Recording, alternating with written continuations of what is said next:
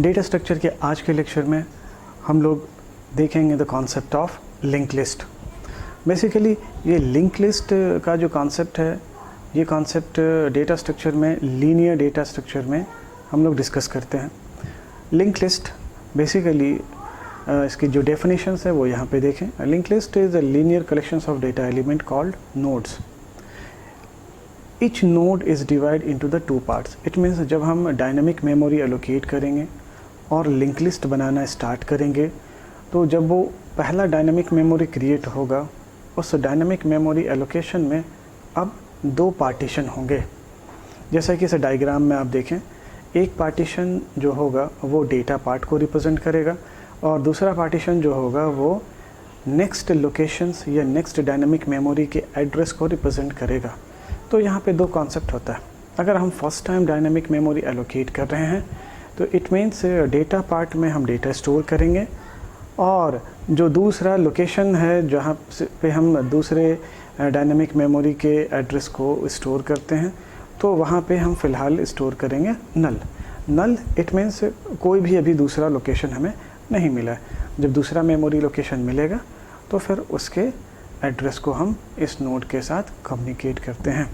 जैसे यहाँ देखिए, इस डायग्राम के पास एक छोटा सा नोट मैंने लिखा है कि जब ये डायनामिक मेमोरी क्रिएट होगा तो there is a two part. First part is the data part and the second part is the address part of the next node in the link list. चलिए अब आगे चलते हैं। आगे हम बात करते हैं सबसे पहले types of the link list की। जब हम लिंक लिस्ट बनाएंगे, इट मीन्स सीक्वेंस में जब डेटा हमारा स्टोर होगा, सीक्वेंशली डेटा स्टोर होगा, लीनियर डेटा स्टोर होगा, ऐसा कहते हैं। तो they are in basically three types: single link list, double link list and circular link list. One by one इन सबको हम ब्रीफ में स्टडी करेंगे, डेप्थ में स्टडी करेंगे कि एग्जैक्टली ये सिंगल लिंक लिस्ट क्या होता है, ये डबल लिंक लिस्ट क्या होता है, इम्प्लीमेंटेशन कैसे करते हैं, और सर्कुलर लिंक लिस्ट का इम्प्लीमेंटेशन कैसे होता है। अब आगे बात करते हैं ऑपरेशन इन लिंक लिस्ट। अब देखिए, जब हम ये लिस्ट तैयार करने जा रहे हैं, एक बेसिक सा कॉन्सेप्ट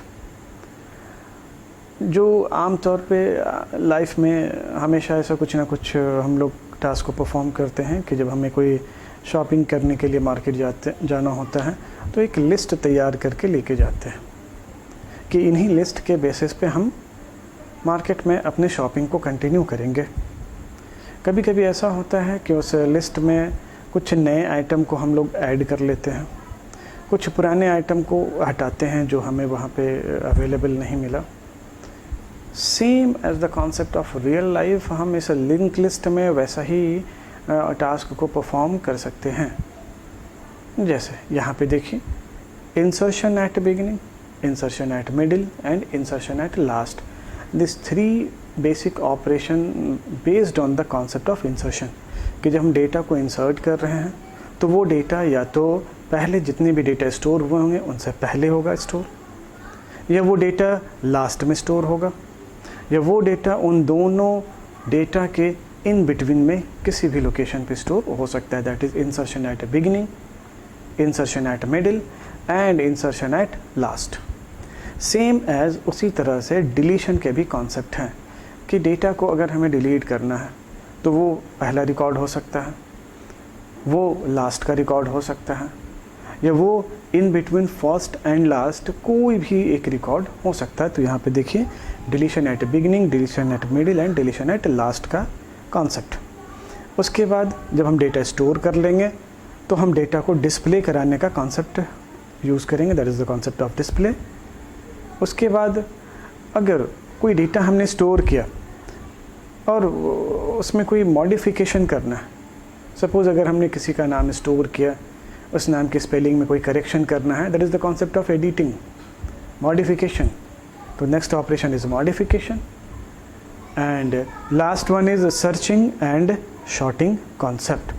तो दिस आर द ऑपरेशन। हम लोग लिंक लिस्ट को डिटेल में पढ़ेंगे और वन बाय वन सारे ऑपरेशन को परफॉर्म करेंगे कि लिंक लिस्ट में ये ऑपरेशन कैसे परफॉर्म किया जाता है, और इनसे रिलेटेड सी प्रोग्रामिंग लैंग्वेज में हम उन कोड्स को लिखेंगे, उन फंक्शंस को डिज़ाइन करेंगे, जिससे कि ये पूरा का पूरा कॉन्सेप्ट हम इम्प्लीमेंट कर सकें। अब बात करते हैं डायग्रामेटिकल ऑफ लिंक लिस्ट। देखिए यहाँ पे एक डिज़ाइन डिस्प्ले कर रहे हैं। इस डिज़ाइन को बहुत अच्छे से समझना। ये कॉन्सेप्ट एंटायर लिंक लिस्ट, फिर आगे स्टैक, क्यू, हर जगह पे इस तरह का कम्युनिकेशन या इस तरह का कॉन्सेप्ट आपको दिखेगा। बेसिक कॉन्सेप्ट ये है कि जब हम एक लिस्ट को तैयार करते हैं, आपने मेरे पहले लेक्चर को देखा होगा कि जब हम डायनामिक मेमोरी एलोकेट करते हैं तो एक एड्रेस जनरेट होता है। उस एड्रेस का कनेक्शन हम पॉइंटर वेरिएबल से करते हैं। पॉइंटर वेरिएबल के थ्रू हम डायनामिक मेमोरी से डेटा को एक्सेस कर पाते हैं। अब वही डायनामिक मेमोरी के कॉन्सेप्ट को अब हम लोग आगे कंटिन्यू कर रहे हैं, और अब हम क्या कर रहे हैं, इस डायनामिक मेमोरी के कॉन्सेप्ट पे अब हम डिज़ाइन करने जा रहे हैं लिंक लिस्ट। इस डायग्राम को एक्सप्लेन करने से पहले एक छोटा सा कंपैरिजन आपको बताते हैं। लिंक लिस्ट या ऐसा कहें लिस्ट का इम्प्लीमेंटेशन दो तरीके से हो सकता है। एक with the help of array और दूसरा with the help of malloc और डायनामिक मेमोरी एलोकेशन। तो लिंक लिस्ट को हम दो तरीके से डिज़ाइन कर सकते हैं। एक वो पुराना कॉन्सेप्ट, जब आप एरे को स्टडी कर रहे होंगे तो एरे में सीक्वेंस में डेटा स्टोर करना, this is the concept of insertion. अब 10 सेल का एरे और हमने 5 सेल में डेटा स्टोर कर रखा है। अब मुझे सबसे बिगनिंग वाली लोकेशन पे डेटा स्टोर करना है, इट मीन्स इंडेक्स नंबर 0। तो हम लोगों ने वो लॉजिकल कॉन्सेप्ट को पढ़ा था कि सारे डेटा को 1 बाय 1 पीछे कर देंगे तो इंडेक्स नंबर 0 हमारे नए डेटा के लिए खाली हो जाएगा और वहाँ हम नया डेटा स्टोर कर पाएंगे। This is the concept of beginning. उसके बाद in between, at the last. तो these are the concept of implementation of list in array. But अब हम एरे इम्प्लीमेंटेशन की बात नहीं कर रहे, अब हम डायनेमिक मेमोरी एलोकेशन इम्प्लीमेंटेशन की बात कर रहे हैं। तो डायनेमिक मेमोरी एलोकेशन में हमें ज़रूरत पड़ेगी मैलॉक नाम के फंक्शन की, जो हम लोगों ने पिछले 1-2 क्लासेस में पढ़ा है। अब यहाँ पे देखिए, लिंक लिस्ट में जो कॉन्सेप्ट है वो ये कॉन्सेप्ट है कि सबसे पहले हम डिज़ाइन करेंगे एक हेडर नोड। ध्यान से सुनिएगा, लिंक लिस्ट में सबसे पहले हम डिज़ाइन करेंगे एक हेडर नोड, जिसे बहुत सारे ऑथर्स ने उसे एक नाम दिया है। इसका नाम दिया है स्टार्ट। स्टार्ट एक पॉइंटर वेरिएबल होगा, जिस पॉइंटर वेरिएबल के पास सबसे पहले डायनामिक मेमोरी का एड्रेस स्टोर होगा। इट मीन्स अगर हम इस स्टार्ट को हिट करते हैं या इस स्टार्ट को हम एक्सेस करते हैं तो हम स्टार्ट से डायनामिक मेमोरी जहाँ भी बना होगा हम उस एड्रेस पे डायरेक्ट पहुँच पाएंगे। और उसके बाद जैसा कि अभी मैंने बताया कि अब हम लोग जो कॉन्सेप्ट पढ़ रहे हैं उस कॉन्सेप्ट में क्या होगा, लिंक लिस्ट में क्या होगा कि जब एक डायनामिक मेमोरी एलोकेट होगा, उस एक डायनामिक मेमोरी एलोकेशन में 2 पार्टीशन होंगे। एक पार्टीशन में हमारे सारे डेटा स्टोर होगा और दूसरे पार्टीशन में क्या स्टोर होगा, दूसरे लोकेशन का एड्रेस। इट मीन्स अगर हम किसी पहले डायनामिक मेमोरी के एलोकेशन तक पहुंच पाते हैं तो उसके लिंकिंग पार्ट से, मतलब उसके नेक्स्ट लोकेशन वाले एड्रेस वाले पार्ट से हम जो दूसरा डायनामिक मेमोरी कहीं भी स्टोर होगा उसे हम एक्सेस कर पाएंगे। This is called the sequence. एक के बाद दूसरा, दूसरे से कनेक्शन है, तीसरे का, तीसरे से लॉजिकल कनेक्शन है, चौथे का, और ये सीरीज़ कब तक चलता जाएगा, जब तक लिंकिंग पार्ट में, मतलब जो नेक्स्ट एड्रेस को स्टोर करने का जो पार्ट है उसमें हम नल कॉन्सेप्ट अप्लाई जब तक ना कर दें। Null it means the concept of termination, इसके बाद कोई दूसरा एड्रेस नहीं है। तो देखिए इसी यहाँ पे उसी डायग्राम को मैंने समझाया है। सबसे पहला जो स्टार्ट है ना, मैंने इसे मेंशन भी कर दिया है, header node also called start node. It is logically connect to the first node, so start node contains address of the first node. मतलब ये जो नोड है, सबसे पहले जब हम क्रिएट करते हैं इस नोड को तो हम उसमें एक वैल्यू स्टोर कर देते हैं, दैट इज़ कॉल्ड नल। नल कहने का मतलब है कि अभी तक इसमें कोई भी डेटा स्टोर नहीं हुआ है, कोई भी एड्रेस स्टोर नहीं हुआ है। उसके बाद जब हम एक डायनेमिक मेमोरी एलोकेट करेंगे तो यहाँ पे देखिए डायनेमिक मेमोरी एलोकेट करने के लिए मैलोक फंक्शन को यूज़ करेंगे।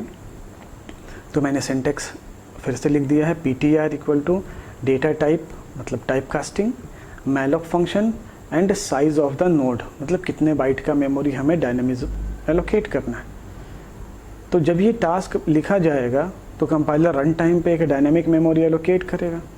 अब देखिए डायनेमिक मेमोरी एलोकेशन में हमें 3 चीज़ दिखेगा, डेटा पार्ट, नेक्स्ट लोकेशन पे पहुंचने का एड्रेस लिंकिंग पार्ट और उस डायनेमिक मेमोरी एलोकेशन का एड्रेस। तो यहाँ पे देखिए इस ब्लू वाले मेमोरी में हमने दिखाया है सबसे पहले लेफ़्ट हैंड साइड में डेटा पार्ट, उसके बाद राइट हैंड साइड में लिंकिंग पार्ट और address of the next node, और एक एरो से मैंने इसे भी बताया है 1001। ये अज्यूम कर लिया, this is the hypothetical address, समझने के लिए हमने अज्यूम कर लिया कि मान लेते हैं जिस लोकेशन पे ये डायनामिक मेमोरी एलोकेट हुआ होगा उसका एड्रेस होगा 1001। तो वही मैंने लिखा लॉजिकल एड्रेस और base address of the dynamic memory allocation. ये कोई लॉजिकल एड्रेस कोई लोकेशन होगा जहाँ पे ये डायनामिक मेमोरी एलोकेट हुआ होगा। अब एरो से देखिए अगर दूसरा डायनामिक मेमोरी इस डायनामिक मेमोरी से लॉजिकली कनेक्टेड होगा तो देखिए क्या एरो दिखा रहा है, इसके लिंकिंग पार्ट से उसके एड्रेस को हमने कनेक्ट करके रखा, दैट इज़ 2002। तो अब देखिए और उसके बाद 2002 का नेक्स्ट लिंकिंग पार्ट में मैंने क्या लिखा है, end of the link list. It means यहाँ पे टास्क का टर्मिनेशन, इसके बाद कोई दूसरा सीरीज़ नहीं है। तो अब देखिए अब चल रहा है कैसे सीक्वेंस, सबसे पहले नल मतलब स्टार्ट नोड। अगर कोई एक नया डायनामिक मेमोरी बना होगा तो उस नए डायनामिक मेमोरी का एड्रेस कहाँ होगा, स्टार्ट के पास। It means start contains the first dynamic memory allocations. अब उसके बाद क्या हुआ, वहाँ से वो कंटिन्यू आगे बढ़ा, अब नया डायनामिक मेमोरी 1001 पे पहुँचा। 1001 के नेक्स्ट लिंकिंग पार्ट पे किसका एड्रेस है, 2002। देखिए एरो वहाँ पे इंडिकेट कर रहा है 2002। अब 2002 पे पहुँचा, यहाँ भी 2 part, data part and next linking part. Data part में जो डेटा होगा उसे हम लोग रीड करेंगे और नेक्स्ट लिंकिंग पार्ट से हम आगे की तरफ बढ़ेंगे।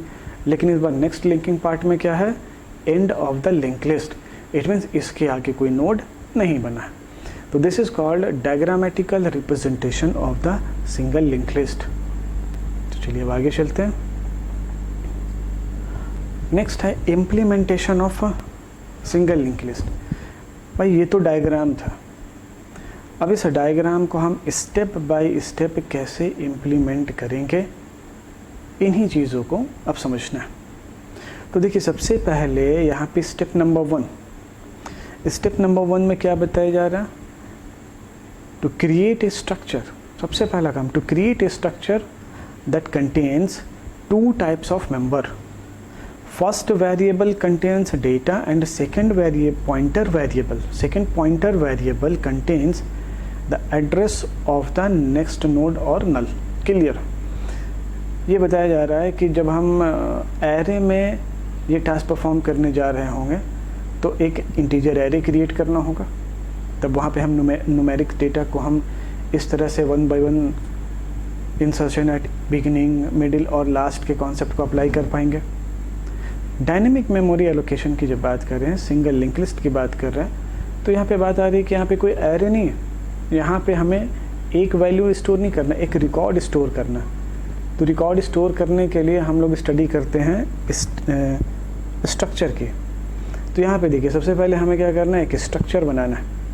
उस स्ट्रक्चर में 2 मेंबर होंगे, एक मेंबर जो एक्चुअली हमारा डाटा होगा और दूसरा मेंबर स्ट्रक्चर के ही टाइप का एक पॉइंटर वेरिएबल होगा जो हमारे दूसरे लोकेशन के एड्रेस को स्टोर करेगा। तो यहाँ पे देखिए मैंने वही स्ट्रक्चर बनाया है, struct student, 2 member integer roll और एक स्ट्रक्चर स्टूडेंट के ही टाइप का पॉइंटर वेरिएबल। तब ना इसी के जैसा कोई डायनामिक मेमोरी एलोकेट होगा और उसके बेस एड्रेस को ये स्टोर करेगा। और साइड में देखिए मैंने नोट करके लिख दिया, in student structure contains 2 member, first is integer roll and next is pointer variable of struct student type. That is step number 1। मतलब हमें स्ट्रक्चर बनाना होगा और स्ट्रक्चर में 2 कॉन्सेप्ट लिखना होगा, एक नॉर्मल वेरिएबल और एक structure type pointer variable. Structure type pointer variable का काम क्या होगा?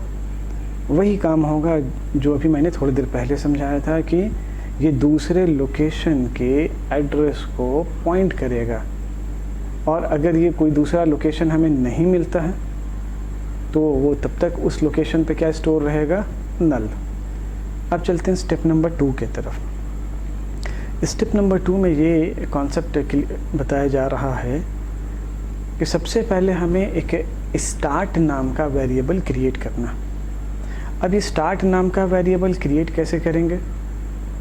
तो उसका कॉन्सेप्ट ये कहता है कि जो स्ट्रक्चर स्टूडेंट का हमने बनाया होगा उसका एक पॉइंटर वेरिएबल बनाएंगे जिसका नाम होगा स्टार्ट। अब ध्यान से समझिए, मैंने क्या बताया था कि लिंक लिस्ट में क्या होता है कि एक हेडर नोड होता है जिसे हम स्टार्ट कहेंगे। हेडर नोड के पास हमारे पहले डायनामिक मेमोरी के लोकेशन का एड्रेस होगा। तो पहला डायनामिक मेमोरी अगर क्रिएट हुआ तो वो इंटीजर टाइप तो नहीं हुआ, वो एक स्टूडेंट के टाइप का हुआ, स्ट्रक्चर स्टूडेंट टाइप का हुआ। इट मीन्स स्ट्रक्चर स्टूडेंट के एड्रेस को स्टोर कराने के लिए हम एक पॉइंटर वेरिएबल चाहिए। तो वो पॉइंटर वेरिएबल कैसा होगा? स्ट्रक्चर स्टूडेंट टाइप का होगा। इसीलिए हमने स्टार्ट को जो डिज़ाइन किया, स्टार्ट कैसा डिज़ाइन हुआ? स्ट्रक्चर स्टूडेंट टाइप का। इसीलिए नोट करके मैंने लिख दिया, start variable contains the address of the first dynamic memory allocation otherwise null। तो इसका कॉन्सेप्ट ये स्टेप नंबर 2 का मेन कॉन्सेप्ट है। देखिए स्टेप नंबर 1 और 2 में क्या कॉन्सेप्ट बना हमें? जब हम लिंक लिस्ट को डिज़ाइन करने जा रहे हैं सबसे पहले हम एक स्ट्रक्चर बनाएंगे। स्ट्रक्चर में 2 तरह का कॉन्सेप्ट रखेंगे। पहला कॉन्सेप्ट जो हमें डेटा स्टोर करना है, जैसे नेम, रोल नंबर, सैलरी, इस तरह का वेरिएबल बनाएंगे। और दूसरा जो कैटेगरी होगा वो होगा पॉइंटर वेरिएबल। कैसा पॉइंटर वेरिएबल? तो जिस टाइप का स्ट्रक्चर होगा, अगर स्ट्रक्चर स्टूडेंट है तो स्ट्रक्चर स्टूडेंट का पॉइंटर वेरिएबल, स्ट्रक्चर एम्प्लॉय है तो स्ट्रक्चर एम्प्लॉय टाइप का पॉइंटर वेरिएबल। और उसके बाद दूसरा टास्क हम क्या करेंगे? दूसरे टास्क में हमें एक स्टार्ट नाम का वेरिएबल क्रिएट करना होगा, जस्ट लाइक दिस। कंटिन्यू करते हैं। अब आते हैं स्टेप नंबर 3 की तरफ। अब देखिए step number 3, step number 1 structure हमने बना लिया, स्टेप नंबर 2 हमने एक स्टार्ट वेरिएबल बना लिया, जिस वेरिएबल की रिस्पॉन्सिबिलिटी होगी कि जब हम एक नया डायनामिक मेमोरी क्रिएट करेंगे तो लॉजिकली उस डायनामिक मेमोरी के एड्रेस को स्टार्ट के पॉइंटर वेरिएबल से कनेक्ट कर देंगे। तो जब भी हमें स्टार्ट को सेलेक्ट करेंगे तो स्टार्ट से हमें पहले डायनामिक मेमोरी का एड्रेस मिल जाएगा, और पहले डायनामिक मेमोरी में 2 पार्ट होंगे, डेटा पार्ट और next linking, it means address part. तो हम उसके नेक्स्ट लिंकिंग पार्ट से हम कहीं दूसरे लोकेशन पे जो डायनामिक मेमोरी क्रिएट हुआ होगा हम वहाँ पहुँचेंगे। तो इस तरह से सीरीज़ चलता जाएगा। कब तक? जब तक हमें नेक्स्ट लिंकिंग पार्ट पे नल नहीं मिल जाता है तब तक हम ये सीक्वेंस चलते रहेंगे, कंटिन्यू करते रहेंगे। अब देखिए तीसरे पॉइंट में मैंने उन्हीं चीज़ों को सी में लिखने लायक जो सीडो कोड है, ये जो कह ले कोडिंग है सी से रिलेटेड, मैंने वो तैयार किया। तीसरे पॉइंट में हमने क्या कहा है कि how to create a dynamic memory allocation for structure student like this. तो हमने क्या किया? सबसे पहले एक स्ट्रक्चर बनाया, स्टेप नंबर 1 का रूल। स्ट्रक्चर बनाने के बाद हमने दूसरा काम क्या किया? एक स्टार्ट पॉइंटर वेरिएबल बनाया, स्टेप नंबर 2 का काम। स्टार्ट पॉइंटर वेरिएबल बनाने के बाद जो हमने डायग्राम में देखा था कि स्टार्ट को सबसे पहले हम नल से इनिशियलाइज़ करते हैं। वो इसलिए करते हैं क्योंकि हमें ये पता चले कि जब तक स्टार्ट के पास नल होगा इट मीन्स अभी तक कोई भी डायनामिक मेमोरी एलोकेट नहीं हुआ है, और स्टार्ट के पास अगर नल नहीं होगा, कोई एड्रेस होगा, इट मीन्स कुछ ये एटलीस्ट एक डायनेमिक मेमोरी तो ज़रूर क्रिएट हो चुका होगा। तो इसी वजह से हम लोग क्या करते हैं कि स्टार्ट में नल को इनिशियलाइज़ करते हैं। वही चीज़ देखिए यहाँ पे कोड में मैंने मेंशन किया है, struct student pointer start and start equal to null. जैसा कि आप डायग्राम में भी देखेंगे, है ना, मैंने इस लाइन को खींच करके डायग्राम में बनाया है। स्टार्ट और स्टार्ट कंटेन्स नल वैल्यू। अब उसके बाद आगे देखें तो हमने क्या किया, एक वेरिएबल क्रिएट किया, स्ट्रक्ट स्टूडेंट पॉइंटर इन 1। क्योंकि हम लोग देखिए मैलोक फंक्शन जब भी यूज़ करेंगे तो हमें एक पॉइंटर वेरिएबल की ज़रूरत होगी, और वही पॉइंटर वेरिएबल के बेसिस पे हम एक डायनेमिक मेमोरी एलोकेशन को पॉइंट करते हैं। अब उसके बाद देखिए n1 इक्वल टू, जैसे कि हम लोग लिखते हैं ना स्ट्रक्ट स्टूडेंट पॉइंटर, पहले क्या लिखते थे, इंटीजर पॉइंटर, इंटीजर टाइप के डेटा को टाइप कास्ट करते थे। उसके बाद स्ट्रक्चर पॉइंटर। अब यहाँ पे हमारे पास कैसा डेटा है, तो स्टूडेंट टाइप का डेटा है, स्ट्रक्चर स्टूडेंट।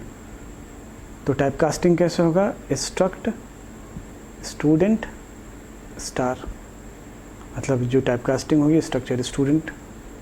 उसके बाद मैलॉक, मैलॉक के बाद साइज ऑफ स्टूडेंट।